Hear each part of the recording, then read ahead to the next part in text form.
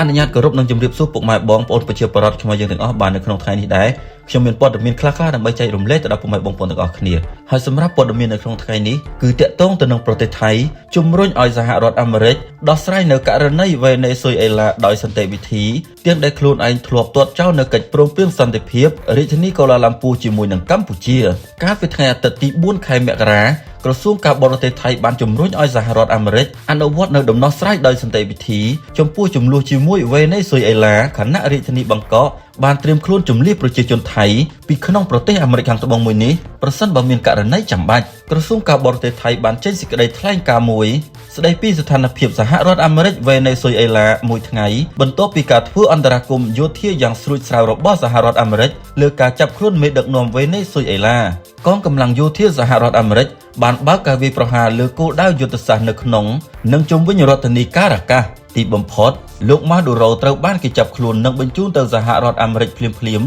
ដើម្បីប្រឈមមុខនឹងការចោទប្រកាន់ពីបទអំពើភេរវកម្មនិងអំពើពុករលួយជុំវិញបញ្ហានេះក្រសួងការបរទេសថៃបានអះអាងថាប្រទេសថៃបាននឹងកំពុងតាមដានយ៉ាងសកម្មនៅការវិវត្តនៅក្នុងប្រទេសវេណេស៊ុយអេឡាហើយអំពាវនាវឲ្យភាគីពាក់ព័ន្ធទាំងអស់ដោះស្រាយចំនួនតាមរយៈមធ្យោបាយសន្តិវិធីស្របតាមធម្មនុញ្ញអង្គការសហប្រជាជាតិនិងច្បាប់អន្តរជាតិក្រសួងការបរទេសថៃបានបន្ថែមទៀតថាស្ថានទូតថៃប្រចាំរដ្ឋធានីលីម៉ានៃប្រទេសបេរូដែលជាអ្នកទទួលខុសត្រូវលើកិច្ចការវេណេស៊ុយអេឡាផងដែរនោះបានទំនាក់ទំនងយ៉ាងជិតស្និទ្ធជាមួយប្រជាជនថៃក្នុងប្រទេសវេណេស៊ុយអេឡាហើយត្រៀមខ្លួនក្នុងការផ្ដល់ជំនួយជាចាំបាច់ណាមួយក្រសួងមួយនេះក៏បានណែនាំដល់ប្រជាជនថៃឲ្យពន្យាពេលក្នុងការធ្វើដំណើរទៅប្រទេសវេណេស៊ុយអេឡានាពេលនេះផងដែរទោះជាយ៉ាងណាគេមើលឃើញថាបន្ទាប់ពីបើកការឈ្លានពានកម្ពុជាយ៉ាងកម្រោលសាហាវព្រៃផ្សៃថៃកំពុងសម្ដែងធ្វើជាប្រទេសស្រឡាញ់សន្តិភាពតាមរយៈការចេញមុខអំពាវនាវឲ្យសហរដ្ឋអាមេរិកដោះស្រាយអនុវត្តដោយសន្តិវិធីទាំងដែលថៃខ្លួនឯងទាត់ចោលនៅកិច្ចព្រមព្រៀងសន្តិភាពរាជធានីកូឡាឡាំពូដែលប្រធានាធិបតីអាមេរិកជាអ្នកផ្ដួចផ្ដើមនិងបានធ្វើជាសាក្សីដោយផ្ទាល់ផងដែរមិនត្រឹមតែប៉ុណ្ណោះនោះទេថៃចង់លាក់បាំងការពិតដោយឲ្យកងពលធំតំបន់ទី1ថៃហាមមិនឲ្យពលរដ្ឋខ្លួនបង្ហោះរូបភាពឬវីដេអូយោធាថៃលួចឆក់ប្លន់ទ្រព្យសម្បត្តិរបស់ប្រជាពលរដ្ឋកម្ពុជានៅលើបណ្ដាញសង្គមបន្ទាប់ពីរងនឹងការរិះគន់យ៉ាងខ្លាំងជុំវិញសកម្មភាពយោធាថៃដែលបានធ្វើសកម្មភាពចូលប្លន់លួចទ្រព្យសម្បត្តិប្រជាពលរដ្ឋកម្ពុជានៅតាមតំបន់ព្រំដែនពេលនេះកងពលធំតំបន់ទី1បានចេញសេចក្តីប្រកាសអាសន្នមួយបង្គាប់ឲ្យពលរដ្ឋខ្លួនបញ្ឈប់ជាបន្ទាន់នឹងការចែកចាយរូបភាពឬវីដេអ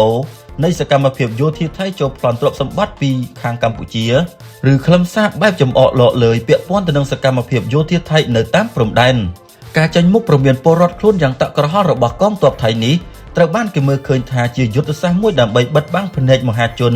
និងមនុស្សម្នានៅជុំវិញសកលលោកដែលពួកគេបាននឹងកំពុងមើលឃើញនៅសកម្មភាពដ៏គួរឲ្យស្អប់ខ្ពើមរបស់យោធាថៃឈ្លានពានលើបណ្ដាញផ្សព្វផ្សាយសង្គមខណៈសកម្មភាពរបស់យោធាទាំងនោះក្លាយជាភស្តុតាងដ៏មានសារៈសំខាន់បំផុតសម្រាប់កម្ពុជានិងជាអាវុធដ៏មុតស្រួចសម្រាប់ប្រឆាំងប្រទេសថៃលើឆាកអន្តរជាតិលើពីនេះយោធាថៃក៏បានហាមប្រាមយ៉ាងដាច់អហង្ការផងដែរចំពោះការបង្ហោះនៅរូបភាពដែលបង្ហាញពីទ្រព្យសម្បត្តិដែលត្រូវបានលួចយកទៅដូចជាម៉ូតូប្រាក់សុទ្ធនិងសម្ភារៈមានតម្លៃផ្សេងៗទៀតដោយពួកគេទទួលស្គាល់ថារូបភាពទាំងអស់នេះអាចនឹងត្រូវបានគេយកទៅប្រើប្រាស់ក្នុងវេទិកាអន្តរជាតិដើម្បីចោទប្រកាន់ប្រទេសថៃថាបានរំលោភទៅលើច្បាប់សិទ្ធិមនុស្សនិងបទដ្ឋានសិទ្ធិមនុស្សយោធាថៃបានប្រើប្រាស់ពាក្យស្លោកទៅកាន់ពលរដ្ឋខ្លួនថាការមិនចែកចាយរូបភាពការចំអកឬការបង្កើនភាពស្អប់ខ្ពើមគឺមានតម្លៃសម្រាប់ការការពារជាតិស្មើនឹងការឈរនៅសមរភូមិមុខទោះជាយ៉ាងណាការចេញសេចក្តីប្រកាសរបស់កងទ័ពថៃនៅពេលនេះហាក់យឺតពេលបន្តិចទៅហើយត្បិតសកម្មភាពពួកគេត្រូវបានពលរដ្ឋកម្ពុជាចែកចាយបន្តយ៉ាងផុសផុលដើម្បីបង្ហាញការពិតទៅកាន់ពិភពលោកដូច្នេះការព្យាយាមដាក់កម្រិតសេរីភាពនៃការបញ្ចេញព័ត៌មានរបស់ពលរដ្ឋខ្លួនដើម្បីការពារកេរ្តិ៍ឈ្មោះកងទ័ពថៃនិងជំហរការទូតរបស់ខ្លួនលើឆាកអន្តរជាតិទំនងជាមិនអាចបិទបាំងភ្នែកនៃសកម្មភាពដ៏សាហាវព្រៃផ្សៃខុសខើយងខ្នងនឹងអមនុស្សធម៌នេះបានឡើយសូមបញ្ជាក់ថាយោធាថៃក្រោយពីការបើកឈ្លានពានមកលើប្រទេសកម្ពុជាទាំងកម្រោលហើយនោះពួកគេក៏បានធ្វើសកម្មភាពចូលលួចប្លន់ទ្រព្យសម្បត្តិក្នុងលំនៅឋានប្រជាពលរដ្ឋយ៉ាងអមនុស្សធម៌ជាទីបំផុតមិនត្រឹមតែប៉ុណ្ណោះសកម្មភាពទាំងនោះត្រូវបានប្រជាពលរដ្ឋនិងយោធាថៃខ្លួនឯងបង្ហោះនៅលើបណ្ដាញសង្គមក្នុងន័យឌឺដងចំអកឲ្យប្រជាជនកម្ពុជាដែលរងគ្រោះពីការឈ្លានពានប៉ុន្តែពួកគេមិនដឹងទេថាសកម្មភាពរបស់ពួកគេគឺជាភស្តុតាងជាក់ស្ដែងដែលបង្ហាញថាយោធាថៃក្រៅតែពីបង្កសង្គ្រាមឈ្លានពានរំលោភទៅលើអធិបតេយ្យកម្ពុជា ពួកគេក៏ជាក្រុមចៅ500ចូលលួចឆក់ប្លន់ទ្រព្យសម្បត្តិជនស៊ីវិលកម្ពុជាផងដែរគួររំលឹកផងដែរថាក្នុងរយៈពេលប្រមាណ20ថ្ងៃនៃការបើកការបាញ់ប្រហារពលគិតចាប់ពីថ្ងៃទី7ដល់ថ្ងៃទី27ធ្នូ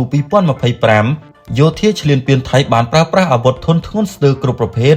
ដើម្បីធ្វើឲ្យលំនៅឋានប្រជាពលរដ្ឋស៊ីវិលទ្រព្យសម្បត្តិឯកជនសាលារៀននិងហេដ្ឋារចនាសម្ព័ន្ធខេត្តជាប់ព្រំដែនមួយចំនួនរងការខូចខាតយ៉ាងដំណំសេចក្តីប្រកាសព័ត៌មានរបស់ក្រសួងមហាផ្ទៃស្តីពីស្ថានភាពក្រោយបាត់ឈប់បាញ់បានឲ្យដឹងថាគិតត្រឹមល្ងាចថ្ងៃទី4ខែមករាឆ្នាំ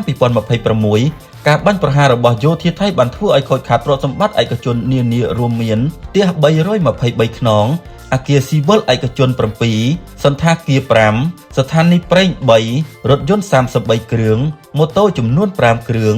លានទិញដំឡូង1អគារឃ្លាំងទំនិញ1និងសត្វព្រៃចំនួន2ក្បាលលើសពីនេះក្រសួងក៏បានអះអាងថាកងកម្លាំងយោធាថៃថែមទាំងបានចូលទៅកាត់សោ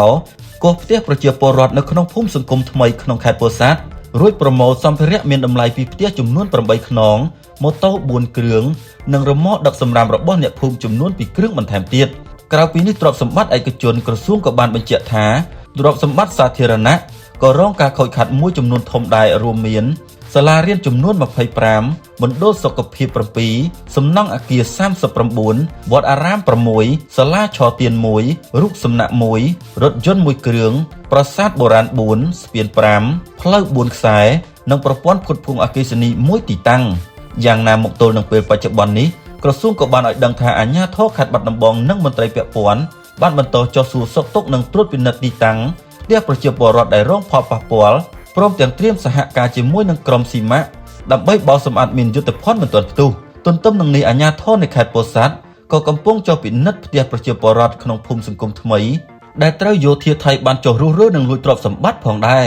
ដោយឡែកខេត្តជាប់ព្រំដែនផ្សេងៗទៀតរួមមានខេត្តឧត្តរមានជ័យព្រះវិហារនិងខេត្តបន្ទាយមានជ័យអាជ្ញាធរក៏កំពុងរៀបចំកន្លែងស្នាក់នៅបណ្ដោះអាសន្នជូនពលរដ្ឋដែលពុំទាន់អាចចូលទៅរស់នៅផ្ទះខ្លួនឯងបាននិងផ្សព្វផ្សាយអប់រំពីយុទ្ធភ័ណ្ឌមិនទាន់ផ្ទុះនៅថ្ងៃទី5មករានេះផងដែរខ្ញុំក៏មានដំណឹងល្អមួយប្រាប់ទៅដល់ពុកម៉ែបងប្អូនប្រជាពលរដ្ឋខ្មែរយើងថាពេលនេះមានអតីតបេក្ខភាពទូតអាមេរិកម្នាក់ប្រចាំប្រទេសថៃបានប្រាប់ទៅលោកដូណាល់ត្រាំថាត្រូវឲ្យរាជធានីបាងកកទទួលខុសត្រូវចំពោះឧក្រិដ្ឋកម្មសង្គ្រាមនិងផ្ដោតសំណង$300,000 លានដល់កម្ពុជាវិញនៅលើបណ្ដាញសង្គមអុចផ្លូវការរបស់អតីតបេក្ខភាពឯកអគ្គរដ្ឋទូតអាមេរិកប្រចាំប្រទេសថៃលោកលីវ៉ូតភូបានលើកឡើងចំថាយោធាថៃបានប្រព្រឹត្តឧក្រិដ្ឋកម្មសង្គ្រាមនិងឧក្រិដ្ឋកម្មប្រឆាំងមនុស្សជាតិនៅក្នុងប្រទេសកម្ពុជាបណ្ដាលឲ្យមានជនរងគ្រោះនិងជនស៊ីវិលស្លូតត្រង់ជាច្រើនអ្នកត្រូវបានស្លាប់និងខូចខាតយ៉ាងធ្ងន់ធ្ងរដល់ហេដ្ឋារចនាសម្ព័ន្ធស៊ីវិលខណៈការប៉ាន់ស្មានការខូចខាតបឋមគឺប្រហែល$300,000 លានសហរដ្ឋអាមេរិកមិនត្រឹមតែប៉ុណ្ណោះគេនៅចាំបានផងដែលថាក្នុងលិខិតទៅកាន់ប្រធានាធិបតីអាមេរិកលោកលីវ៉ូតក៏បានបញ្ជាក់ថាខ្ញុំសរសេរដោយការគោរពយ៉ាងជ្រាលជ្រៅបំផុតដើម្បីចែករំលែកការសង្កេតលើការវិវត្តថ្មីៗនៅអាស៊ីអាគ្នេយ៍និងដើម្បីលើកទឹកចិត្តដល់ការពិចារណាយ៉ាងស៊ីជម្រៅចំពោះព្រះរាជាណាចក្រកម្ពុជាក្នុងនាមជាដៃគូដ៏មានតម្លៃក្នុងការជំរុញផលប្រយោជន៍ជាយុទ្ធសាស្ត្ររបស់សហរដ្ឋអាមេរិកចំនួនព្រំដែនឆ្នាំ2025រវាងប្រទេសកម្ពុជានិងប្រទេសថៃបានធ្វើឲ្យមានការចាប់អារម្មណ៍ឡើងវិញលើស្ថានភាពក្នុងតំបន់និងភាពចាំបាច់នៃការថែរក្សាកិច្ចព្រមព្រៀងអន្តរជាតិខណៈដែលកិច្ចព្រមព្រៀងសន្តិភាពនៅថ្ងៃទី26តុលាគឺជាជំហានដ៏សំខាន់មួយឆ្ពោះទៅរកការបន្ធូរបន្ថយភាពតានតឹងប៉ុន្តែបទបញ្ញត្តិសំខាន់ៗនៅតែមិនទាន់ត្រូវបានបំពេញក្នុងលិខិតបន្ថែមទៀតថាអរិយាប័ត្រការទូតជាបន្តបន្ទាប់របស់ប្រទេសថៃរួមទាំងការចូលរួមកាន់តែខ្លាំងឡើងជាមួយរាជធានីប៉េកាំងជំវិញដំណើរទស្សនកិច្ចកាលពីថ្ងៃទី13ខែវិច្ឆិកាឆ្នាំ2025ដោយព្រះមហាក្សត្រនិងនាយករដ្ឋមន្ត្រីក្នុងពេលតែមួយនេះគូបញ្ជាក់បន្ថែមទៀតថាអំពីតម្រូវការសម្រាប់ការវិតម្លៃដោយប្រុងប្រយ័ត្នអំពីទិសដៅយុទ្ធសាស្ត្រដល់យូរអង្វែងរបស់ខ្លួនផ្ទុយទៅវិញប្រទេសកម្ពុជាបានបង្ហាញពីការបដិញ្ញាចិត្តប្រកបដោយស្ថាបនាចំពោះបទដ្ឋានអន្តរជាតិនៅក្នុងការពង្រឹងទំនាក់ទំនងរបស់ខ្លួនជាមួយសហរដ្ឋអាមេរិកលិខិតរបស់លោកលីវ៉ូតទៅកាន់ប្រធានាធិបតីបានបង្ហាញបន្ថែមទៀតថា